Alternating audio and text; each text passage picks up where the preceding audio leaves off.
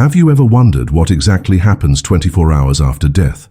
Not days, not weeks, but the first day, the first 24 hours after the soul leaves the body.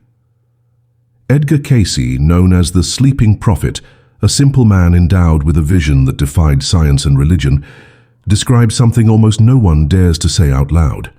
According to him, there is a shocking revelation that most souls experience in that short period, and it is nothing like the images in movies nor the sermons many have heard since childhood. It is something more human, closer, and at the same time, more disconcerting. And that's what we're going to talk about today. Many spend their entire lives avoiding thinking about death, but when the body finally falls silent, there's no escaping it anymore. Cayce said that in the first 24 hours, the soul is still very much attached to the material world. It doesn't immediately detach, as if pulled into another dimension. Instead, it hovers near the body, the people, the house, still recognizing faces, hearing voices, feeling the weight of its own absence. Imagine, you look at the room where you spent so many years, you see your children, your friends gathered, but no one answers your call. They cry, but they don't hear your voice. You touch, but no one feels your hand. For the soul, according to Cayce, this is the first shocking sight, realizing that it remains conscious but invisible, present, yet completely separated. This experience, reported by him in several of his readings, is not just a farewell scene. It is a shock of identity, because throughout life we get used to believing that we are our body, our voice, our gestures. Suddenly, all of that disappears, and only consciousness remains. Cayce described that for most souls, the first hours are filled with confusion. They ask themselves, did I really die? If I'm seeing, if I'm thinking, then I'm still me. But where is the me I've always recognized? This doubt is not just philosophical, it's visceral. It's like waking up in a strange room, hearing your own breathing, but not finding the body that always served as your shelter. And here's a detail almost no one imagines. Cayce said that during these first hours, the soul still moves through the places it knew. It can go to the kitchen, walk through the yard, follow the funeral procession. And often, it clearly sees the gestures, the tears, the conversations of those who remained. This is one of the most impactful points, realizing that everything said around the body is heard by the soul.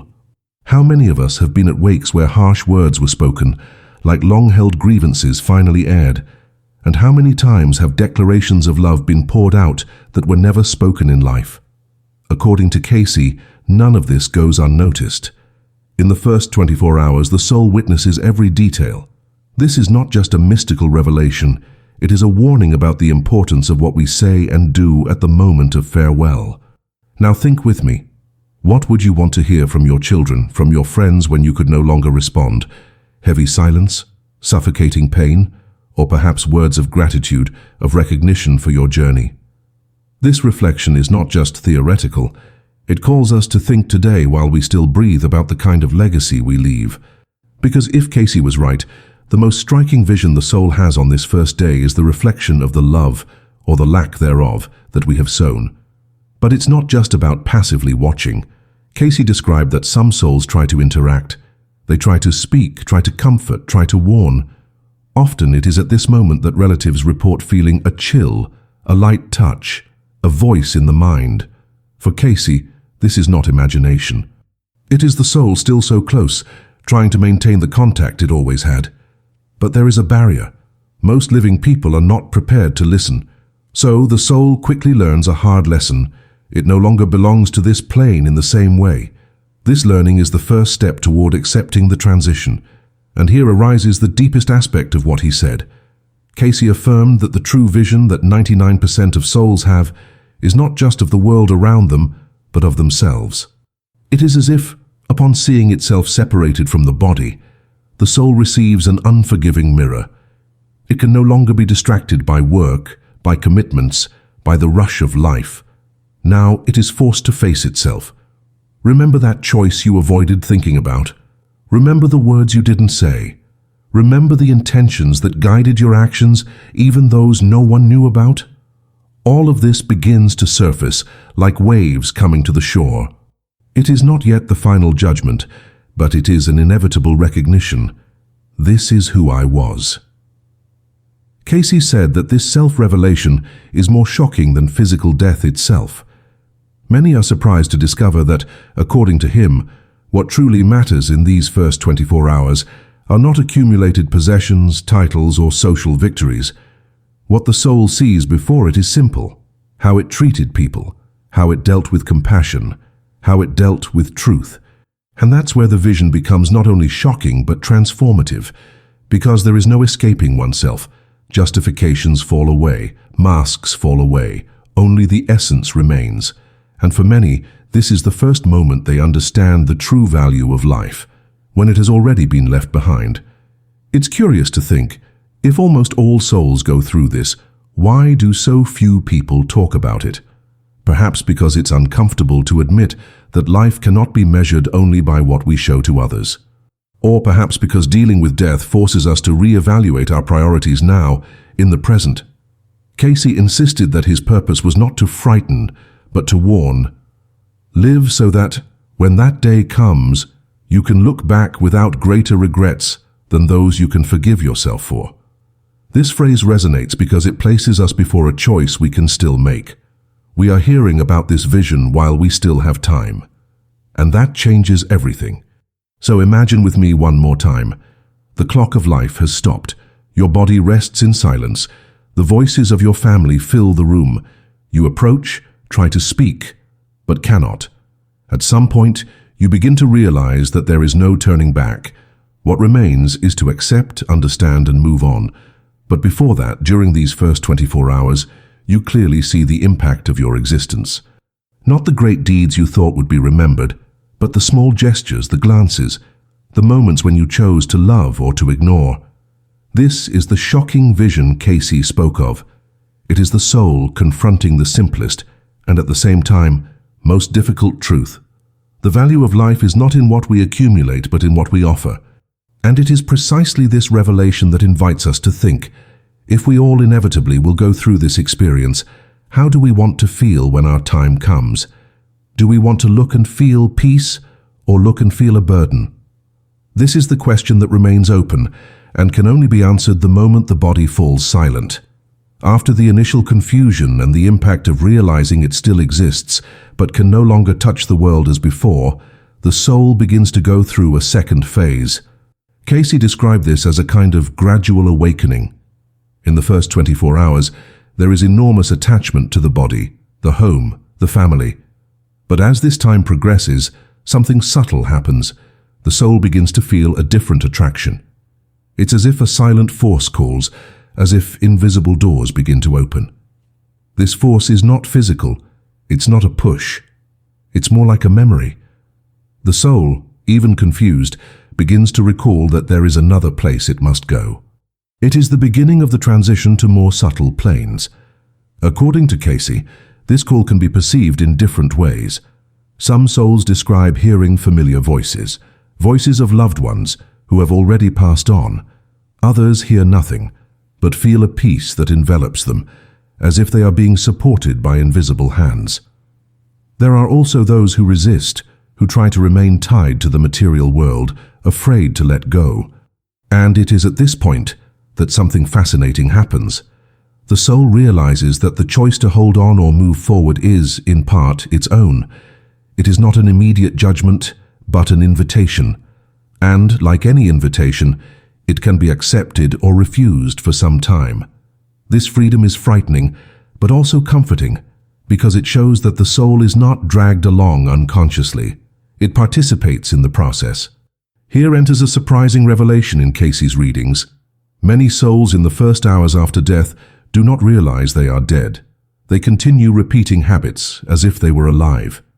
There are accounts of souls trying to lie in bed, trying to eat, walking around the house as if it were a normal day.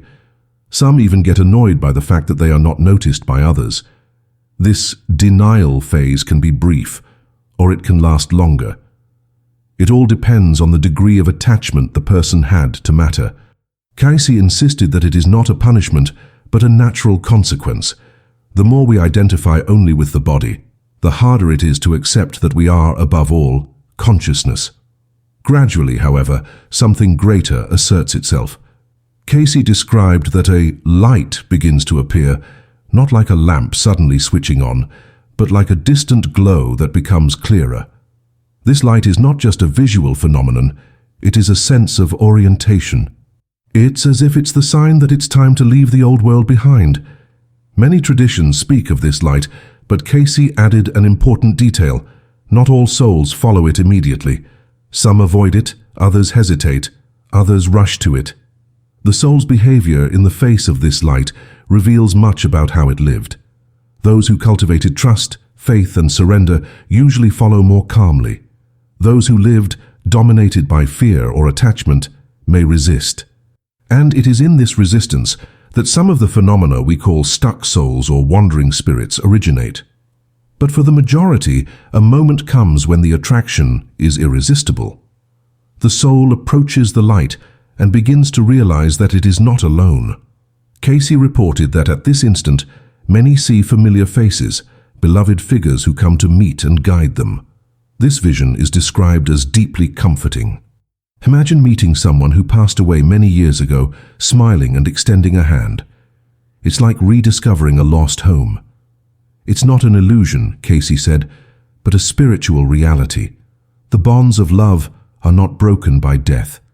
They remain alive and act as bridges between planes. At the same time, Cayce warned that it is not always familiar people who appear. Sometimes they are beings the soul does not immediately recognize, but who transmit a sense of trust and care. He called them guides or spiritual instructors. They are more advanced consciousnesses who accompany the transition and help the soul not to get lost on the way. The presence of these guides shows that no one goes through death entirely alone, even if at first glance it seems so. There is always invisible support even for those who in life did not believe in any of this. And here's a crucial point. Cayce said that as it approaches this new reality, the soul undergoes a kind of spontaneous review. It is not yet the complete judgment, but a recapitulation. Scenes from life begin to surface, like flashes. Seemingly forgotten moments reappear with clarity. These are not random memories. They are the points where the soul grew or failed in its purpose. This review is not done by an external judge, but by the consciousness itself. The soul feels, understands, and recognizes the effects of each choice. And most impressively, it not only feels what it did, but also what it caused others. If it hurt someone, it feels the pain it caused. If it helped, it feels the joy it awakened. This immediate empathy is part of the learning that prepares the soul to move on. This review experience can be beautiful, but also painful. Cayce didn't hide that. For many souls, it is the first real contact with the naked truth of their own existence. Without masks, without justifications, without excuses, just the reality of one's own actions. But contrary to what many imagine, it is not a punishment. It is a process of spiritual education. It's like looking back and understanding all at once everything that could have been different. This clarity, however difficult, is liberating, because only by recognizing our mistakes can we correct them. And here an inevitable question arises. What happens to those souls who do not accept moving forward, who cling to the earthly world? Cayce said that they may remain for a time around the places and people they knew, trying to relive a life that no longer exists. This is where many reports of presences in houses, intense dreams, and strange sensations come from. These souls are not necessarily bad, but they are trapped in the illusion that they still belong to the physical world. In time, however, they all end up being called back to the natural flow. No soul is eternally lost because the force of evolution is greater than any resistance. Sooner or later, they too find the light. This teaching from Cayce has a direct consequence for us who are still alive. It shows that the way we face life directly influences how we will go through death. If we live with fear, attachment, and denial, the transition can be more confusing. If we live with surrender, trust, and love, it becomes smoother. This does not mean living without errors because we all make mistakes. It means living with consciousness, with the willingness to learn and to cultivate what truly matters. It is this silent preparation made day by day that defines what the moment of letting go of the body will be like. Now pause for a moment and reflect. If all of this is true, how would you like your transition to be? Would you like to feel peace when you see the light, or would you want to desperately cling to what can no longer be held? This question is not for the distant future. It is for today, because the way we live now is already writing the script for our own transition. And when the soul awakens, when the first 24 hours come to an end, it will be impossible to hide from oneself. Once the soul accepts moving forward, leaving behind the body and the immediate ties of the physical world, an even more surprising stage begins. Cayce said that this is the moment when consciousness realizes that there isn't just one heaven or final place, but rather different planes or levels of existence. He described these planes as layers of reality, each more subtle than the last, like steps on a ladder leading from raw matter to the purest light. And the most curious thing, each soul is naturally drawn to the plane that corresponds to its inner state. There is no external imposition, no guardian pointing the way. It is the soul's own vibration that guides it, like a magnet that can only attach to the metal that matches it. For Cayce, these planes were not symbolic inventions, but realities as concrete as the world we know. He spoke, for example, of an earthly plane where souls most attached to material life reside. These are the ones who remain close to familiar people and places, unable to detach. It is an experience of repetition, almost like a dream that doesn't end. The soul feels alive, but at the same time perceives the absence of response. This plane can be uncomfortable because it keeps consciousness in a state of limbo without progress, but Cayce affirmed that no one is stuck there forever. Gradually, the call of the light becomes stronger until the soul finally decides to move on. Above this plane, he described the emotional plane or astral plane. Here, souls intensely experience the feelings they cultivated in life. Those who lived dominated by anger, resentment, or envy feel these forces in an amplified way, almost like a direct reflection of what they carried. Those who cultivated love, compassion, and kindness, on the other hand, find harmonious environments of great beauty and serenity. It is as if each soul finds itself immersed in the emotional climate it created for itself. This idea is impactful because it makes us understand that there is no external judge rewarding or punishing. We ourselves build, during life, the world we will inhabit after death. Further above, Cayce spoke of a mental plane. This level is marked by clarity and knowledge. Souls who reach here begin to understand the logic of life and incarnations. Many meet masters, guides, or groups of like-minded souls with whom they share learning and growth. It is on this plane that the life review gains more depth. The soul not only feels the consequences of its actions, but also begins to understand the purpose behind each experience. It is like looking back and realizing that even pains and failures had a greater meaning, a role in one's own growth.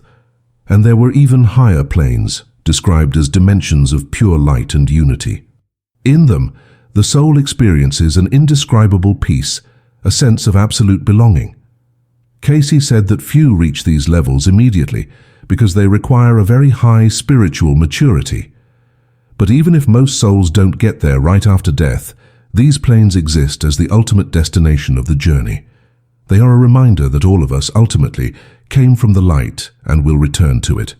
This is the point where the ego completely dissolves and the soul recognizes itself as an inseparable part of the whole. But perhaps the most intriguing aspect of Cayce's readings isn't just in the description of these planes, but in what happens after the soul crosses them. Because according to him, most do not remain indefinitely on a single level. At some point, the inevitable question arises, now what? What do I do with what I've learned? That's where the concept of reincarnation comes in, which for Cayce was not a distant theory, but a natural law. The soul, after reviewing its life and understanding what it still needs to learn, chooses or is invited to choose a new experience on Earth or in other worlds. Each incarnation is seen as an opportunity to correct mistakes, deepen virtues, and evolve toward unity with the light.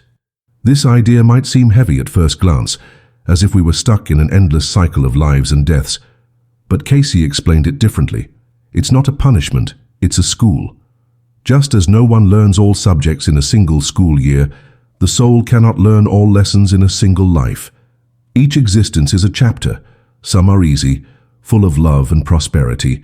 Others are difficult, marked by challenges and pains, but all have a meaning. And when the soul looks back on the spiritual plane, it understands that even sufferings were disguised teachers. One detail Cayce always emphasized is that the soul does not reincarnate alone, isolated. There are groups of souls, spiritual families that reunite over time. This is why in some relationships we feel an immediate affinity, as if we have known that person from other lives. Similarly, there are difficult encounters, marked by seemingly inexplicable conflicts. According to Cayce, none of this is by chance. These are planned reunions, opportunities to heal, to adjust, to learn together. This vision gives new meaning to human bonds. They do not end in death, but extend through centuries in different roles and situations. Now perhaps you're wondering, what if the soul doesn't want to go back? What if, after all, it prefers to rest in the light? Cayce said that this desire is understandable, but that, on some level, every soul knows it needs to continue learning.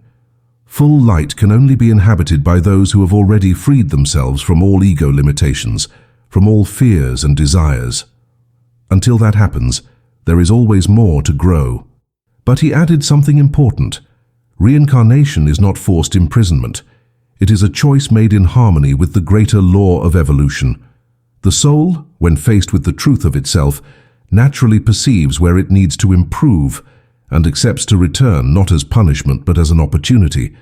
This panorama that Cayce offered is both grand and simple.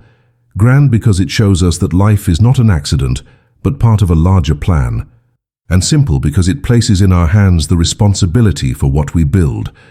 There is no eternal condemnation, no fixed destiny imposed from without. There is only the reflection of what we choose to be. What we take with us are not possessions or titles, but the quality of our heart, our mind, and our actions. This is the true passport that determines the plane to which we will go. By understanding this, life here and now takes on a different weight. Each choice ceases to be merely momentary and begins to resonate beyond death. Every act of love is a seed that blossoms in plains of peace. Every act of selfishness is a shadow that will need to be faced later. It is not a threat, it is a natural law, like gravity. And knowing this, we can live with more awareness, knowing that nothing we do is lost. Everything returns to us in one way or another. So think again. When your time comes and you pass through the first stages, where will you be drawn? What kind of reality will your soul encounter? This is not a question to frighten, but to awaken. Because the answer begins to be written today in the small choices of everyday life. And this consciousness, according to Cayce, is the greatest gift that spiritual knowledge can give us. Reaching this point, after crossing the plains, reviewing one's own life and understanding the logic of evolution, the question that no one can avoid arises: what, after all, is the meaning of all this? Cayce in his readings answered directly and unexpectedly.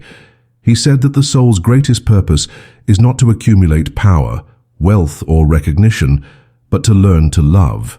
It seems too simple, almost naive, but he insisted that this was the essence of all human experiences. To love not just in the romantic sense, but in the broadest sense, to understand, to forgive, to reach out, to see in others the same divine spark that exists within us. According to Cayce, this is the lesson that is repeated in all lives, on all planes, and it is precisely this lesson that defines the quality of our journey after death. Many are surprised to hear this. After all, we spend our lives believing we need to conquer, prove, fight, win. But in the face of death, all of that loses its weight. Cayce said that souls, when reviewing their lives, rarely pride themselves on the possessions they accumulated or the disputes they won. What truly resonates are the moments when they chose to love instead of hurt. It is these moments that shine like lights in the fabric of consciousness. And the opposite is also true. The occasions when they failed to love, when they succumbed to hatred, pride, indifference, become like knots that need to be untied in future incarnations. Thus, life ceases to be a race for achievements and becomes a constant learning ground in the art of loving. But Cayce didn't stop there. He affirmed that earthly life is only one part of the journey and that the soul's true home is in the light. Living on earth is like attending a school. We need to go, learn, take tests, but always with the goal of returning home more prepared. This vision completely changes how we view death. Instead of a tragic end, it becomes merely the temporary return to a greater place, from which we came and to which we will return. The soul no longer fears this return when it understands its purpose. On the contrary, it even feels a silent joy because it recognizes that each passage through earth is a precious opportunity to grow. And here we arrive at the most shocking revelation, the one Cayce said 99% of souls perceive within the first 24 hours after death. The true value of life is not in what we do for ourselves, but in what we do for others. This is the mirror no one can avoid. At that instant when the soul sees itself separated from the body, what appears most strongly are not titles or possessions, but the faces of the people who crossed our path, and how we treated them.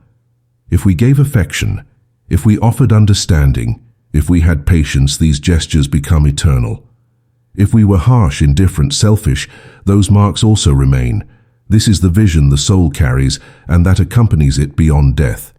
There is no escaping it, because it is the truth of what we are. This revelation, which sounds so simple, is precisely the most transformative, because it places us before an immediate decision. How do we want to be remembered by the consciousness of others and by our own consciousness when the body falls silent? Cayce said that for many, this vision is both painful and liberating. Painful because it clearly shows mistakes without disguise. Liberating because it also shows that there is still time while we are alive to choose differently. What has been done is done, but what can be done is still before us.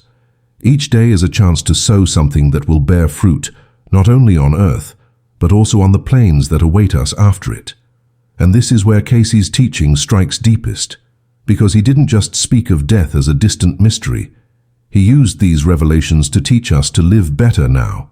Death is inevitable, but how we face it depends on what we do in the present. By knowing that the soul will clearly see the impact of its choices, we are invited to live with more consciousness. Small acts of kindness, which we often deem insignificant, are actually the treasures we will carry with us. Words spoken sincerely, hugs offered in difficult moments, patience in the face of others' flaws, all of this becomes part of the light we will carry when we cross the threshold. Take a moment to think about your own life. If this were your last night, if tomorrow you were to awaken on the other side, what would you see in your first 24 hours? What memories would surface? What faces would appear before you? What feelings would dominate your review? This reflection is not to instill fear, but to awaken gratitude and responsibility, because there is still time. As long as the heart beats, as long as the lungs breathe, we can change the script. We can transform the vision our soul will have. And that is the greatest gift Cayce left us, the knowledge that we are not prisoners of the past. We can write now the future of our eternity. Perhaps you are wondering, why do so few people know this, if it is an experience almost all souls have? The answer may lie in the fact that looking at this truth requires courage. It's easier to live distracted, believing that everything ends with death or that someone from outside will decide our destiny. But Cayce invites us to assume a greater responsibility, that of being the authors of our own journey. This responsibility can be frightening, but it also empowers us, because it shows us that in every gesture today, we are already shaping the reality of tomorrow. Nothing is in vain, nothing is lost. And so, as we conclude this reflection, one last image remains. Imagine your soul 24 hours after death looking back, no longer at the body, no longer at the house, but at life as a whole. What would you like to see? May that vision be of love, of peace, of gratitude. May it be the reflection of a life lived with awareness. And if it's not yet, may each day from now on be an opportunity to get closer to it. Because in the end, we will all reach the same point, facing the truth Cayce described. And when that moment comes, may we smile at ourselves and say, it was worth it. If this message resonated with you, if it brought forth reflections you had never considered, I invite you to stay with us. Here we seek exactly that, not just to talk about the mysteries of life and death, but to find meaning for the present while we still have time. So if this video resonated with your heart, subscribe to the channel, leave your like and share it with someone you feel needs to hear this message. Because in the end, the greatest legacy we can leave is not words kept, but truths shared. And remember, the vision your soul will one day have begins to be built today.